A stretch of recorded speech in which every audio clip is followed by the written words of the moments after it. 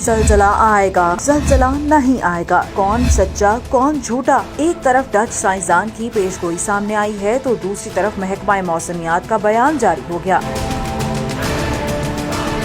پہلے SSGOES نامی ادارے نے بلوچستان میں زبردست زلزلے کی پیش گوئی کی، جس کے بعد ڈچ سائنسدان نے ٹویٹ میں باقاعدہ پاکستان کا نام لے لیا، جس کے بعد مزید خوف و ہراس پھیل گیا۔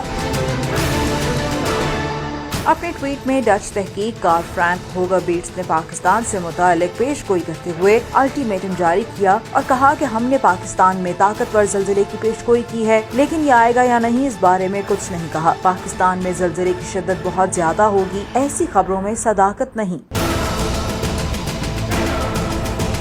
دوسری طرف محکمہ موسمیات نے کہا ہے کہ زلزلہ کب اور کہاں آئے گا اس کی پیش گوئی نہیں کی جا سکتی۔ کسی انٹرنیشنل ادارے سے زلزلے کی کوئی وارننگ اور ہدایات جاری نہیں ہوئی، لہٰذا عوام بھی جھوٹی سوشل میڈیا خبروں پہ دھیان نہ دیں۔